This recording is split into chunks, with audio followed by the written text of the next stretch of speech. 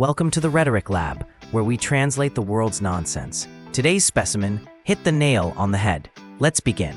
This phrase pops up anytime someone wants to congratulate you for being correct, shockingly correct, usually in a situation where no one else was even close. They'll smile and say, "Wow, you hit the nail on the head." It's essentially the verbal equivalent of a high five, but with carpentry. So today, we're putting this phrase under the microscope to understand where it came from, what it means, and why humans love comparing accuracy to home improvement. The origin goes back hundreds of years, tied directly to real nails and real hammers. When you swing at a nail, hitting it directly on the head is the perfect strike. It's clean, it's precise, it gets the job done perfectly. But if you miss even slightly, you bend the nail, damage the wood, or hit your finger, which instantly adds profanity to the construction process. Metaphorically, this evolved into a way of saying someone's statement is perfectly accurate. Not close, not pretty good, but precise. Like a hammer landing exactly where it's supposed to. So the modern meaning is, you said the exact right thing. You identified the real issue.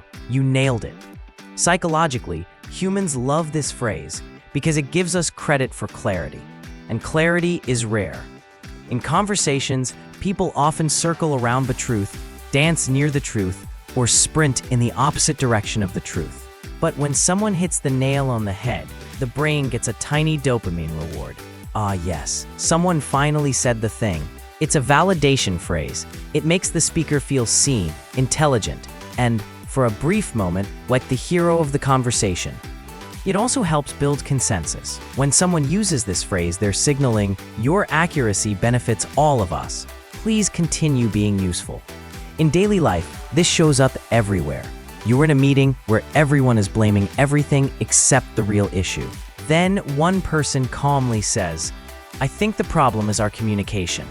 The room freezes. Your manager whispers, "You hit the nail on the head." Translation: you just said what we were all afraid to say. One partner asks, "Why do we keep arguing about the same thing?" The other replies, "Because we never actually resolve the real issue." Silence. Eye contact. Someone finally admits, "Okay, you hit the nail on the head." A friend tries to explain why their weekend plans failed. Someone says, "You were exhausted and needed rest." Friend pauses, "Wow, you hit the nail on the head." Translation: thank you for summarizing my entire emotional state in one sentence. Rhetorically, this phrase reinforces the speaker's point by elevating it. It frames the statement as the definitive truth. It ends unnecessary debate. It shifts the conversation from guessing into certainty. It's also a conversational reward system.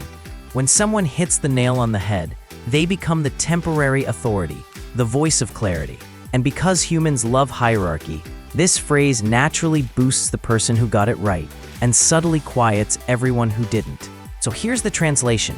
Hit the nail on the head means you identified the exact truth, and there's nothing left to argue.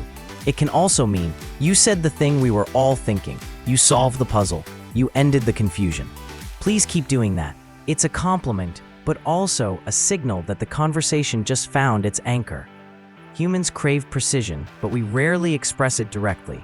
So when someone hits the nail on the head, it feels refreshing. It's a reminder that clarity isn't just helpful, it's comforting. It cuts through noise, it reduces anxiety, it gives direction. And in a world full of miscommunication, confusion, and people hammering wildly in the wrong direction, accuracy feels like a breath of fresh air. So the next time someone hits the nail on the head, acknowledge it. Those moments are rare, and they're worth celebrating. This has been the Rhetoric Lab. Keep your mind sharp and your ears even sharper.